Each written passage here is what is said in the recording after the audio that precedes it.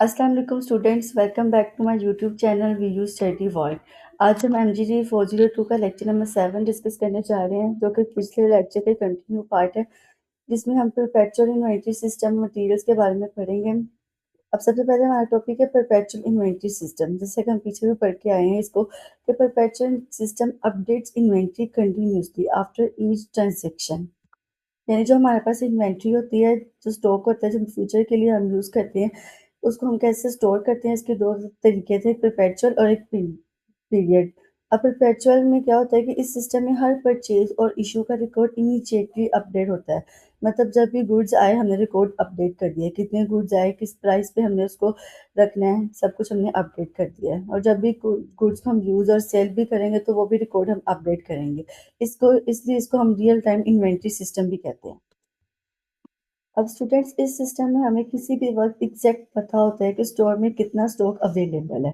और रिकॉर्ड को यूज़ करने के लिए हम स्टोर लेजर कार्ड यूज़ करते हैं, जहाँ हमें लिखना होता है कि क्वांटिटी कितनी रिसीव्ड हुई है, क्वांटिटी कितनी इशूड की है, हमने बैलेंस क्या है, वैल्यू क्या है, ये सब कुछ हम लिखने के लिए स्टोर लेजर कार्ड यूज़ करते हैं। अब यहाँ पे इसके कुछ फ़ायदे भी लिखे गए हैं। यानी इन्वेंटरी को परपेचुअल मेथड से सेव करने का क्या फ़ायदा होता है कि इससे हमारा थेफ्ट कंट्रोल होता है। कोई चोरी वगैरह नहीं होती, क्योंकि हम रोज़ का रोज़ रिकॉर्ड अपडेट करते हैं। वेस्टेज कम होता है, इन्वेंटरी लेवल कंट्रोल होता है, स्लो मूविंग स्टॉक आइडेंटिफाई होता है, रेगुलर चेकिंग पॉसिबल होती है, हम रोज़ का रोज़ देखते हैं। इस सिस्टम का सबसे बड़ा बेनिफिट ये है कि मैनेजमेंट को हर वक्त अपडेट इंफॉर्मेशन मिलती रहती है, यानी हर वक्त हम अपडेट रहते हैं कि हमारे पास इन्वेंटरी में क्या स्टोर है, क्या हमने सेल किया है, सब कुछ ETC हमारे हमारे पास इंफॉर्मेशन इसमें होती है। अब इसके कुछ डिसएडवांटेजेस भी हैं कि कॉम्प्लेक्स सिस्टम है, कॉस्टली है, और ये कैलकुलेशंस हमें ज़्यादा करनी पड़ती है। क्यों? क्योंकि हमें रोज़ का रोज़ हिसाब लिखना होता है, इस वजह से हमारी कैलकुलेशन ज़्यादा हो जाती है, और इसके लिए हमें स्किल्ड स्टाफ भी चाहिए होते हैं। ये सिस्टम पावरफुल है, लेकिन थोड़ा एक्सपेंसिव और डिफिकल्ट भी है, तो ये इसके डिसएडवांटेजेस है, इसको एक बार अच्छे से रीड जरूर कीजिएगा। अब नेक्स्ट है हमारे पास पीरियोडिक इन्वेंटरी सिस्टम और फिजिकल सिस्टम। अब इसमें क्या होता है कि periodic system updates inventory at the end of the period. यहाँ पे जैसे हम पीछे कंटिन्यूसली रिकॉर्ड रखते थे, इसमें हम एक एंड ऑफ द पीरियड यानी एक वर्क के बाद हम पूरी इन्वेंटरी को अपडेट करते हैं। यानी इस सिस्टम में हम डेली रिकॉर्ड मेंटेन नहीं होता, सिर्फ मंथ के एंड में या ईयर के एंड में पर स्टॉक काउंट किया जाता है, इसीलिए इसे कहते हैं फिजिकल काउंट सिस्टम। लेकिन इसमें जो मंथ के एंड पे और ईयर के एंड पे हम रिकॉर्ड अपडेट करते हैं। यानी कि इस सिस्टम में हमें बीच में पता नहीं होता कि स्टॉक कितना है, सिर्फ एंड पर चेक करना होता है कि स्टॉक कितना हमारे पास बचा है, कितना है, कितना हमने यूज़ कर लिया और कितना हमारे पास सेव है। अब इसके कुछ एडवांटेजेस हैं, यानी ये सिंपल होता है, चीप है, यानी सस्ता है, ईजी है, नो कैलकुलेशंस, इतनी हमें कैलकुलेशंस इसमें करनी पड़ती, नो टेक्निकल नॉलेज नीडेड भी होती है इसमें। यानी ये सिस्टम छोटी कंपनीज के लिए बेस्ट होता है, क्योंकि ये ईजी और लो कॉस्ट है। अब इसके कुछ डिसएडवांटेजेस भी हैं, यानी थेफ्ट कंट्रोल नहीं होता इसमें, वेस्टेज कंट्रोल नहीं होता, क्योंकि रोज़ का रोज़ हमें हिसाब नहीं पता होता। हम एंड पे चेक करते हैं, तो वेस्टेज पे हमें पता नहीं चलता कितना हुआ कितना नहीं। इन्वेंट्री लेवल ट्रैक नहीं होता इस पर, स्लो आइटम्स आइडेंटिफाई नहीं होते, फ्रीक्वेंट चेकिंग पॉसिबल नहीं है इसमें। तो ये सब इसके डिसएडवांटेजेस हैं। इस सिस्टम का सबसे बड़ा ड्रॉबैक ये है कि रियल टाइम इंफॉर्मेशन अवेलेबल नहीं होती, जैसे कि परपेचुअल में होती है।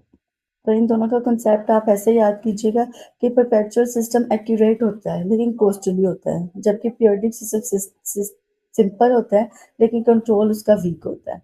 तो इन दोनों को अच्छे से ध्यान से इसके एडवांटेजेस और डिसएडवांटेजेस देखिएगा।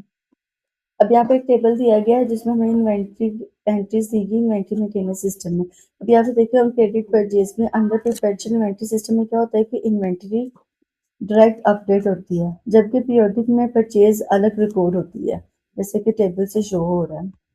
और यहाँ पे ऑन क्रेडिट सेल्स देखिए कि परपेचुअल में हर एंट्री के साथ, यानी हर सेल के साथ कॉस्ट भी रिकॉर्ड होती है परपेचुअल में, क्योंकि कंटिन्यूसली हम सारा कुछ मॉनिटर कर रहे होते हैं।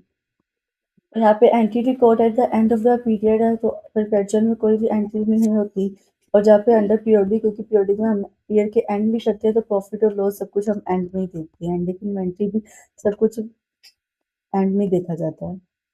अभी नेक्स्ट नेक्स्ट यहाँ पे इन्वेंट्री कॉस्टिंग के मेथड्स लिखे हुए हैं। मेथड्स क्या होते हैं कि inventory costing methods are used to determine the cost of goods sold and ending inventory. यानी सिंपल वर्जन अगर मैं आपको बताऊँ तो जब हम इन्वेंट्री यूज या सेल करते हैं तो सवाल ये होता है कि उसकी कॉस्ट क्या कंसीडर करें, पुरानी या नहीं, क्योंकि हम इन्वेंट्री पे अपनी चीजें स्टॉक अपना स्टॉक वो रख रहे होते हैं, सारा कुछ सेव कर रहे होते हैं। तो फॉर एग्जाम्पल अगर 1 साल पहले हमने रखी थी तो हम 1 साल पहले वाली प्राइस यूज करेंगे, जो रिसेंट अभी प्राइस हमारी चल रही है वो यूज करेंगे। तो इसका जवाब ये 3 मेथड्स देते हैं, एक FIFO, first in first out, FIFO, last in first out and weightage average. सबसे पहले हमारे पास है FIFO. FIFO assumes that the earliest purchased goods are sold first। Simple words में तो जो गुड्स पहले आए वो पहले ही सेल या यूज होंगे।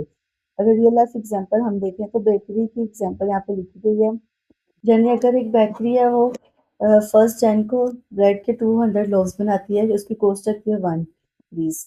और सेकंड जैन को वो 200 मोर बनाती है तो उसकी कॉस्ट रखती है 1.25।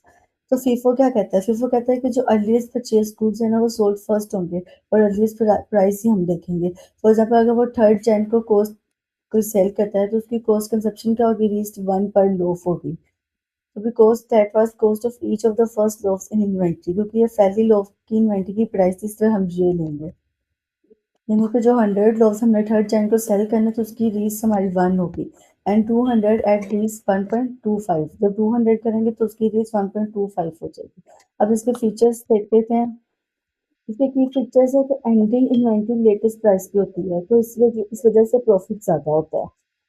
अब इसकी एडवांटेजेस भी हैं कि ये एक लॉजिकल मेथड है, इजी टू अंडरस्टैंड होता है और सेटिंग अकाउंटिंग, यानी इसको अकाउंटिंग में इजीली सेट कर दिया जाता है क्योंकि इजी मेथड होता है ये।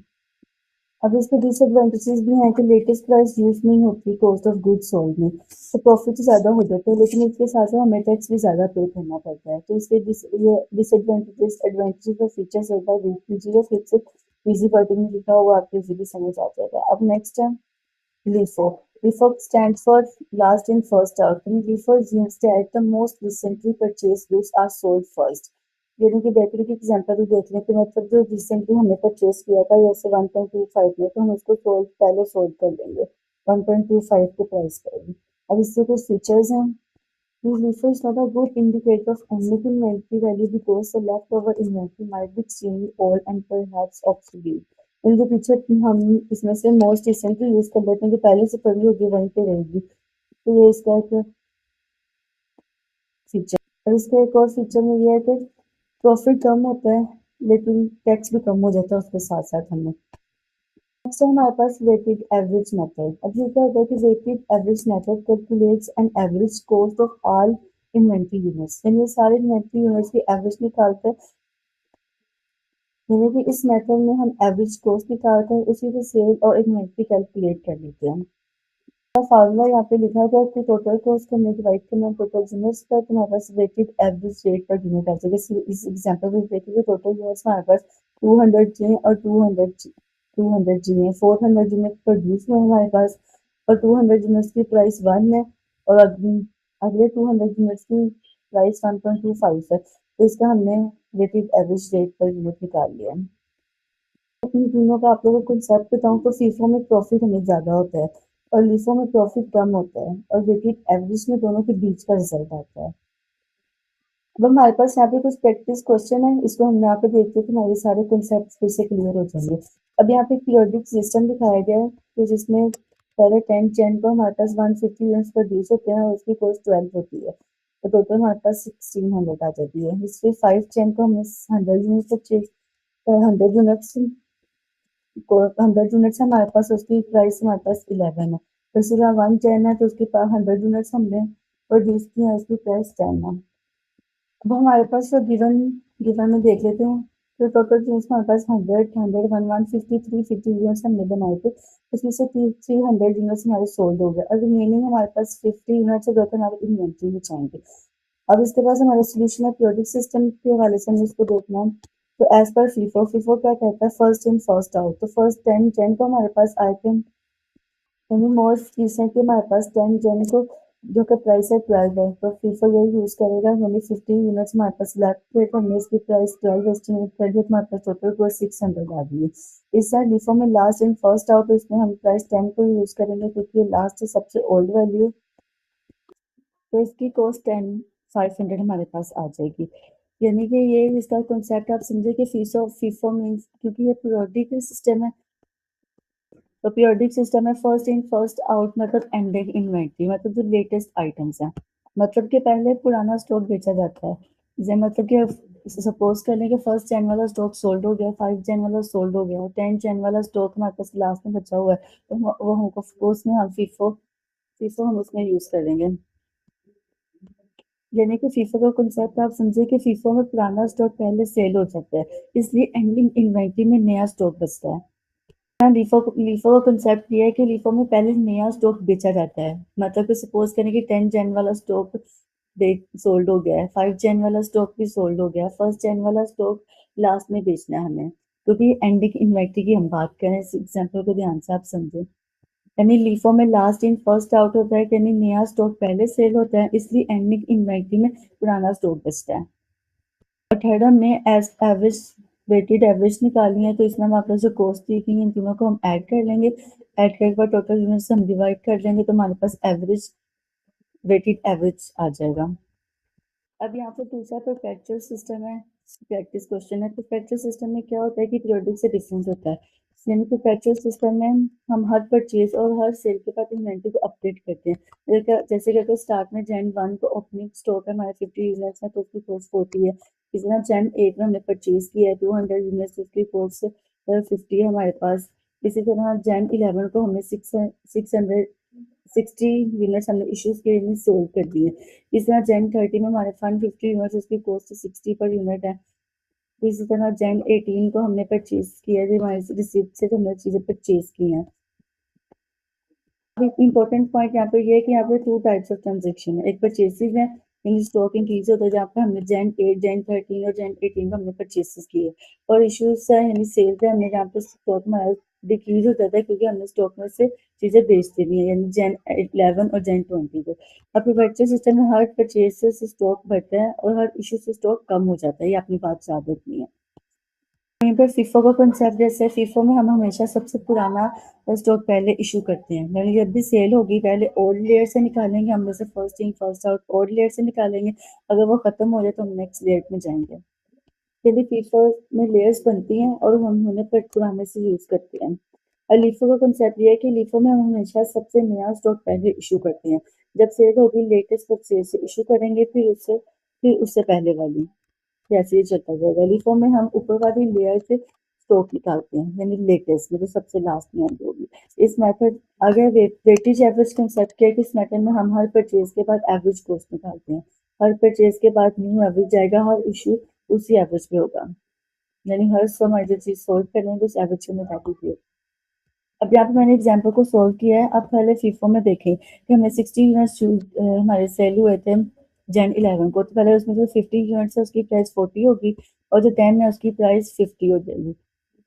ठीक है, क्योंकि हमने ओपनिंग बैलेंस में 50 यूनिट्स 40 है, तो जो हमारे 10 है तो उसकी हमारी प्राइस भी हमने 50 रखनी है।